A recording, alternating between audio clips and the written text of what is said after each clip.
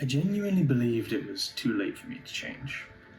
This was 2021 when I reached my heaviest, and climbing the stairs to even just go to the toilet felt like doing a Ben Nevis hike. I'd go outside and I'd walk for 5 minutes and I'd feel like I needed to sit down. And it really did feel like more than just weight. It felt like my life was compressing, like everything around me was shrinking, not being able to go outside, finding it a struggle to climb the stairs, those sort of things. If you feel like it might be too late to change for you as well, I'm making this video for you. I really want to share my journey and tips with people out there to try and help them on their journey too. And even if I help a single someone, it'll mean all of this is worth it. At my heaviest, I weighed 128 kg. That was like 4.5 years ago now. As lockdown lifted 2021 August, I still have the progress picture to look back on to show that date. And over the course of 3 years after that, I lost 1/3 of that weight, which is an insane number to process. An entire third of your body weight just gone like that. I was down to 81 kg. And this is my journey that I want to share with you because I think this part is important. I didn't do any extreme crash diets. I didn't do any extreme lifestyle changes where I went to the gym day one, day after day after day. I ran day after day after day. The progress was slower and therefore healthier, but I made little changes here and there that really helped bring me towards that goal. I have had setbacks since then. Right now, a year after I reached my goal and my lowest weight, probably about 1.5 years ago, I have gained weight back. Some of it muscle, some of it fat. But I don't feel guilty about it. I am still working towards a healthier future, and honestly, that's why I feel comfortable now talking about my entire journey with you guys. There was one point at the start of my journey that really stuck with me to this day. I had been in lockdown for I think it was 1.5 years at that point, and there'd been friends that I hadn't seen. I'd met up with them just online to play games digitally, but I'd never seen him face to face in that entire lockdown period since I finished university with him. And I was going out and I'd let my hair grow. I'd really let myself go at this point. My beard was really scruffy and I had a backwards cap on. And I walked up to him, he paused, looked me up and down, and then just said, "I almost didn't recognize you. I thought it was some fat American trucker." And that really stuck with me. It wasn't kind at all, and it really did sting, but it was honest. And strangely to this day, that is probably one of the main reasons I actually lost the weight. So as difficult as a comment that was to hear, I'm grateful that it was said. Sometimes honesty is what cuts through denial.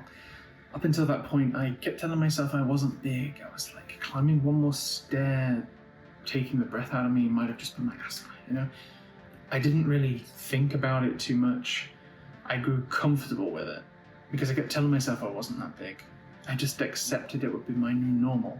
And of course I wasn't physically comfortable at all. Just walking outside being a pain, genuine pain to do, really affected the way that I was, I guess. And it might not be the nicest comment that people hear, but everyone will have a wake-up call at some point when you realize you have let things go too far. Now, don't get me wrong, it wasn't like up until that moment I'd never dieted or exercised before, because I had. I was always the chubby kid in school.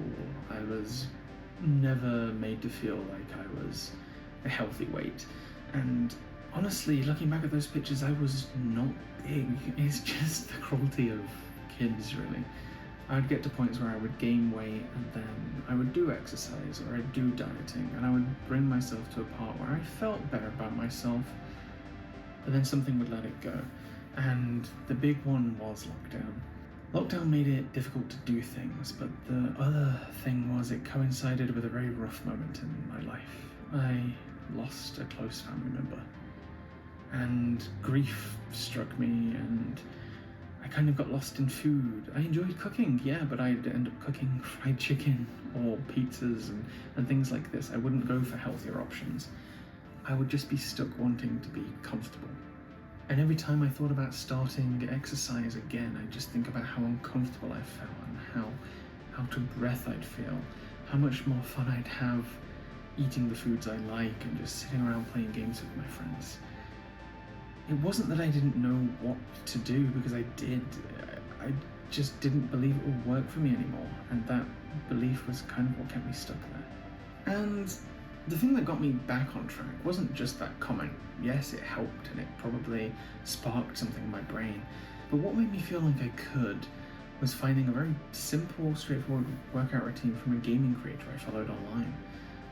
It wasn't intimidating, and honestly, I'd even simplified it from what I'd seen her post. But for the first time, something felt achievable. I still have logs that I keep up to the date from all those years ago showing what I did each day, which I can go through at some point with you guys if you want, because I know that will probably help. Just day after day, what off days I had, what I did each day, etc, etc, etc. I wouldn't be able to do more than 3 sit-ups within those first workouts without feeling like it was too much. And I would do a workout every 3rd day because of how different pains appeared and where like strains were. I'd get elbow pains. I think it's called tennis elbow, just from doing push-ups because of the sheer weight that I was pushing up. Not long after starting those first few exercises, I would try and start running. Now, running obviously was painful for me, and it was tough, but I put my favorite metal music on and I'd just go.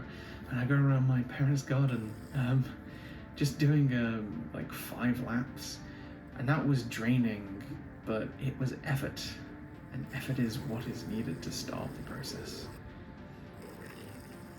Not long after that, a few months later, I believe for like around Christmas time, I got a VR, and I was very grateful for that at the time. I enjoyed it, and obviously gaming was one of my big hobbies. And through that VR, I'd found Beat Saber. Now, Beat Saber was a gem. I really hadn't realized how much it was going to help. It changed everything. It didn't feel like exercise. It was a game, so it felt like a game that I wanted to get better at, chasing the high of smashing every note in a level and coming back from it feeling better, wanting to do it again, going for those higher scores where I'd literally be flinging my arms around so fast I could barely understand what I was doing anymore. But it was burning fat, and it was making me feel more energized. Seeing progress in the game coincided with seeing progress on the scale. And for the first time, movement felt rewarding rather than just punishing. Another huge milestone was how I adjusted treating food. Obviously, that had to come at a certain point. I stopped pretending, though, that I was going to jump straight from those daily fried chicken goodness to salads. I let myself snack, having like some chocolate bars here or there, or having fast food on a weekend. I was just smarter with it overall. Diet drinks instead of full sugar, and that alone stopped the whole all or nothing feeling. Because when you remove the guilt, you remove the urge to quit once you relapse. Mental health did slow things down and plateaus happened, I can't lie. Sometimes the number on the scale never changed, and sometimes it increased. There'd be weeks where I wouldn't go to the gym, or days where I would eat what I wanted. And that didn't stop the progress because my lifestyle had altered. I was no longer having those daily unhealthy meals, and I was actually moving. I never quit, and there was no big movie moment once everything clicked. There wasn't a celebration. I didn't get a sudden confidence boost, and to be honest, I still don't have that. Body dysmorphia is a pain in the ass. But I remember that first goal I ever set myself of 89 kg, and I still remember the date that I hit it, the 5th of May 2023. That was just before I started my new job. And I would be required to walk every day to get to work then, which would further my goal. And once I hit that goal, it didn't explode. I didn't feel like a different person overnight. The change was quieter, and I realized I could walk that 20 minutes to work when I needed to. without needing to sit down, and stairs didn't feel like punishment. I could actually start doing hikes, going off into the peaks and feeling like I actually enjoy it, making those steps feel like an actual hike. And clothes would fit differently, like not perfect. I would buy smaller clothes so that I would feel like they actually fit me, as opposed to all the other t-shirts that had become really baggy on me. And for the first time in years, I trusted myself not to quit. And that was the real milestone. One thing that really surprised me that nobody had told me from losing weight was how different people would treat me. Now, that job that I found that I mentioned, it was in an entire new city, in an office job, and it was a massive step for me. I had really bad anxiety at the time. I was going to therapy for it, and I was on the verge of not taking this job, but I was so happy that I did. In that job, I met people who more than likely would have ignored me before, whether that's up to me feeling more confident in myself to approach them, or the perception that people had of me, or the perception I had of myself, allowing that confidence. I formed connections with those people, and that was really strange to process. It did show me how much belief in yourself as well can change things, because I don't know if that was strictly down to the weight, or if it's because I held myself with more confidence and I felt like people would perceive me better. I found that hard because even I would look in the mirror at times after I'd hit my goal, and I would not realize it's me for the first few seconds. I would need to actually just stop, look, and be like, okay, that is me. And it made me realize how fragile progress can feel if everything is tied to appearance. Those connections deeply mattered to me because they stopped fitness from being something that I did alone. And I would say another thing is, if you have someone out there who is willing to support you, or someone out there who also wants to reach a goal much like you do, definitely reach out, definitely listen to those people and cherish them. Because from that moment in my life, my progress went from this to this. And I'm not saying that if you are alone, that isn't possible, because it definitely is. I reached my goal on my own, and I got to a point where I felt comfortable alone.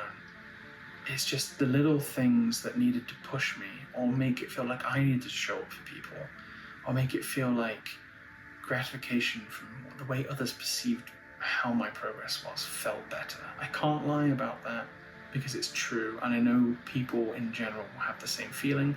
It's just something people don't mention. It was those people that I found people to go to the gym with, do hikes with. I learned hiking routes, and I learned exercises in the gym I never would before. I felt like I had to show up for those people who wanted me to be there to support them in the gym in the morning as much as they wanted to do it for me. And that really stopped feeling like a task I was doing alone. I wasn't just chasing the weight loss anymore. I was curious about what my body could actually do. Building muscle, getting lean, seeing the movements in the gym and seeing what I enjoyed doing. Doing it with people really meant a lot to me. I showed up even when progress slowed, and eventually I got down to 81 kg, and that was with muscle gain as well. So I was extremely proud of that position that I got to. And it wasn't because I rushed, and it wasn't because I pushed harder. It's because I stopped treating fitness like a punishment. Genuinely. I started treating it like a skill that I was learning. And since that year and a half ago to this day, I've gained some of that weight back. And I learned something important during that time. Progress isn't just black and white, and it's definitely not just a number on the scale. I am 10 kg heavier than I was at my leanest, and some of that is muscle, I can't lie, but some of it is fat, and I worry that I'm slowly going back to what I was. I started this channel now, not because I'm at my leanest, but because I'm just paying attention to that feeling again, realizing the anxiety, realizing everything creeping back that I just want to prevent. I don't feel guilty for gaining back. I'm happy for the experiences and just the joy of eating. I just let myself go a little bit. I want to help people get to where they need. I loved life at my smallest. I genuinely did. I love life where I am now. I I just didn't love life where I was when I was at my biggest. So I fear getting back there, and the wake-up call is making me realize I need to change that. I'm here to help everyone else and teach you things that I learned along the way whilst I reteach myself too. This channel is for sedentary people who feel like they're out of options and need proof that change is possible. If I could say one thing to myself when I was stuck those 4.5 years ago, it would definitely be that the you in 3 years, in 4.5 years, in 20 years, will look back and be grateful for this version of you that made that effort, that never gave up. And I'd also tell them, hey, one day those stairs won't feel like climbing Ben Nevis because you'll actually climb the thing for real.